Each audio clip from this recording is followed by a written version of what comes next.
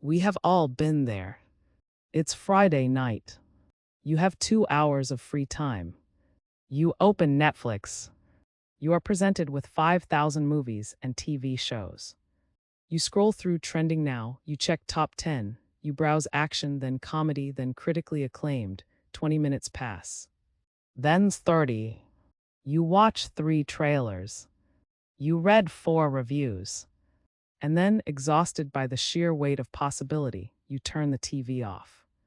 Or you rewatch The Office for the 10th time. This is not an accident. And it's not just about movies. It is a fundamental glitch in the human operating system that is costing businesses billions of dollars every single year. We are taught from a young age that freedom is good. Therefore, more freedom must be better. And in business, that translates to choice. If you want to sell more, you offer more. More colors, more flavors, more features, more models. It seems logical. If you offer 50 types of spaghetti sauce, you are statistically more likely to have the exact one a customer wants. But what if I told you that by offering 50 options, you aren't satisfying the customer? You are actually paralyzing them. In the year 2000, 2 psychologists walked into an upscale grocery store in Menlo Park, California, to test this theory. They set up a tasting booth for high-quality jams. In the first test, they displayed 24 different flavors. Exotic ones: kiwi, kumquat, lemon curd. The display was beautiful. It attracted a massive crowd. 60% of people who walked by stopped to sample the goods. In the second test, they reduced the display to just 6 flavors. As expected, fewer people stopped. The crowd was smaller. But then they looked at the sales data. Of the people who saw 24 jams, only 3% bought a jar. Of the people who saw 6 jams, 30% bought one. By removing 75% of the options, sales increased by 1,000%. This phenomenon is known as the paradox of choice. And today, we are going to unlock the strategy behind why eliminating options is the secret weapon of the world's most profitable companies, from Apple to Costco. We are going to answer the multi-billion-dollar question. How do you get people to buy by telling them they can't have it all? To understand this strategy, we first have to understand the trap. Most companies follow a predictable life cycle. They launch with a hero product, it works. They make money. Then they get greedy. Or more charitably, they try to serve the market. Marketing says, hey, some people like blue widgets, not red ones. Let's make a blue one. Then engineering says, we can add a turbo feature. Then sales says, we need a budget version. Slowly, the product line bloats. This is called SKU proliferation. Take Procter & Gamble. For years, their powerhouse brand, Head & Shoulders, kept expanding. They had 26 different varieties of the same anti-dandruff shampoo. Their logic was sound. Maximize market share by hitting every niche. But sales were stagnating. Customers would stand in the aisle, stare at 26 almost identical bottles, and feel a spike of anxiety. They couldn't tell the difference between hydrating smooth and silky moisture, so PG did the unthinkable. They slashed the product line.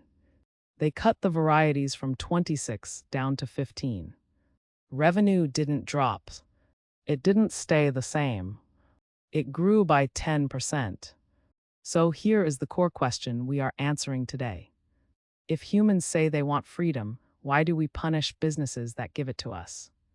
And more importantly, how did a company like Costco become the 3rd largest retailer in the world by mostly selling you one kind of ketchup?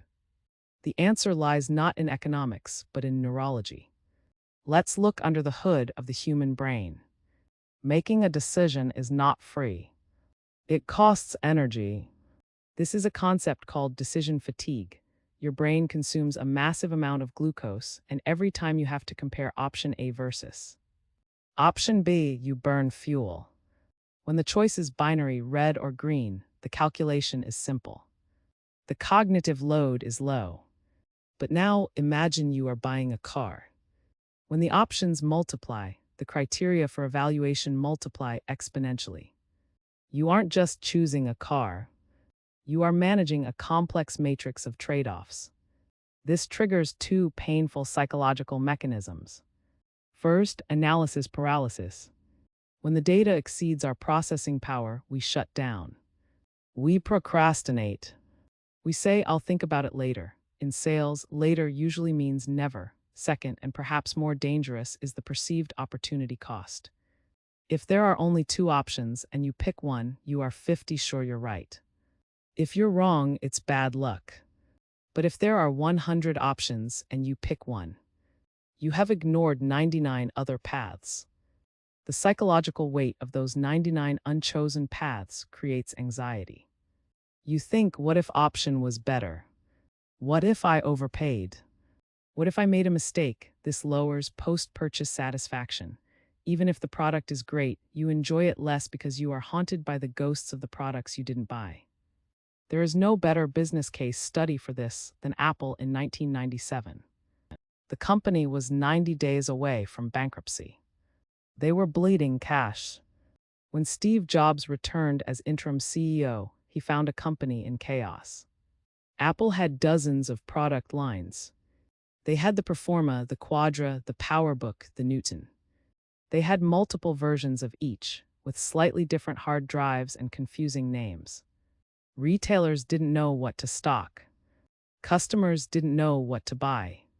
Even the employees couldn't explain the difference between a Performa 6400 and a 6500. Jobs spent weeks in product reviews, listening to managers justify these niche products. Finally, he snapped. He walked to a whiteboard much like this one and drew a simple 2x2 grid. He labeled the columns Consumer and Pro. He labeled the rows Desktop and Portable. He told his team, "We are going to make 4 computers." That's it. He killed 70% of the product line. He shut down printers, scanners, and the Newton PDA. The board of directors was terrified. They thought shrinking the portfolio would shrink revenue. But Jobs understood the paradox of choice. He knew that if you make the decision easy, people will make it faster. By removing the confusion, Apple gave customers permission to buy.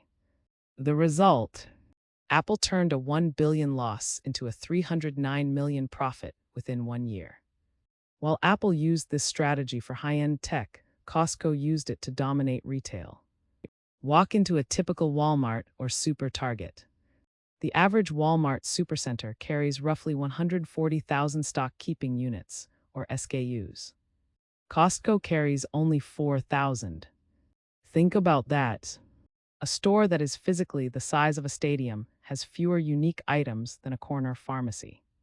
At Costco, you generally get one choice.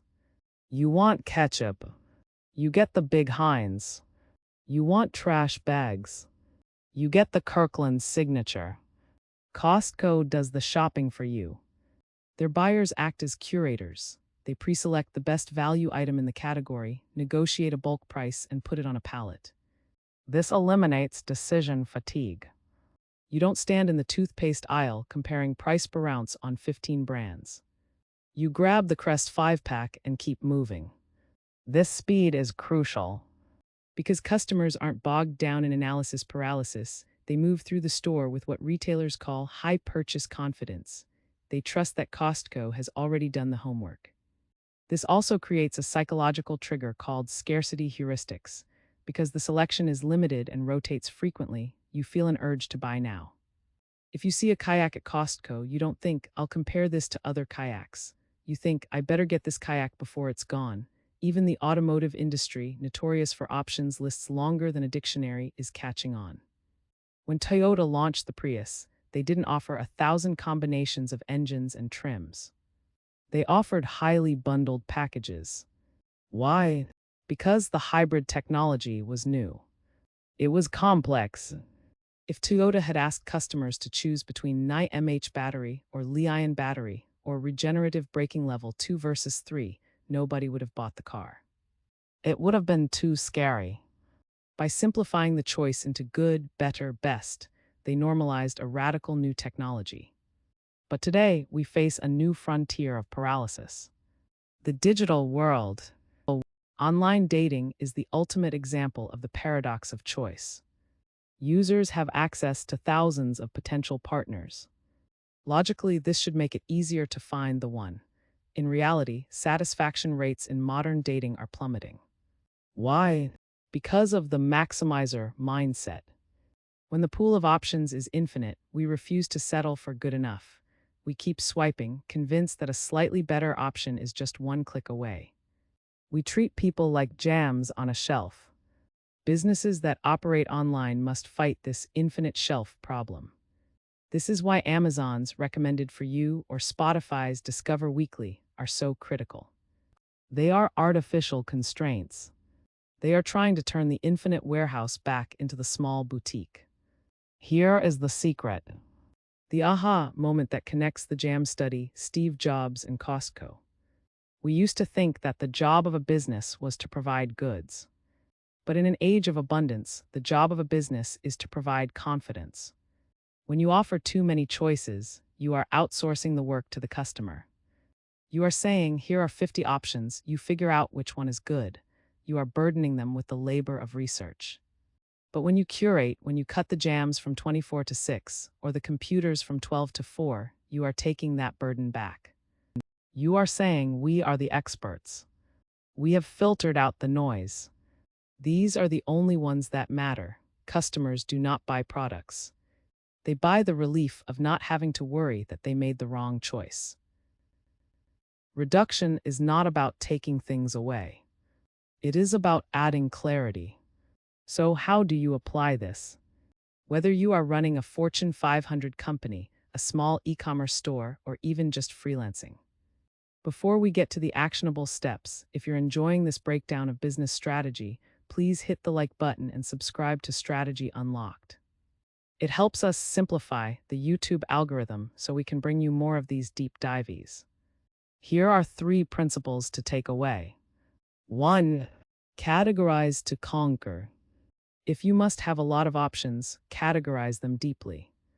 The human brain can handle complexity if it is layered. Don't show me 50 cameras. Show me beginner, enthusiast, and pro. Once I choose a bucket, then show me the 3 options inside. 2. The rule of 3. In pricing psychology, the rule of 3 is gold. Provide a budget option, a premium option, and a target option in the middle. Most people will gravitate to the middle. It feels safe. It eliminates the fear of being cheap and the fear of overspending. 3. Cut the tail. Look at your sales data.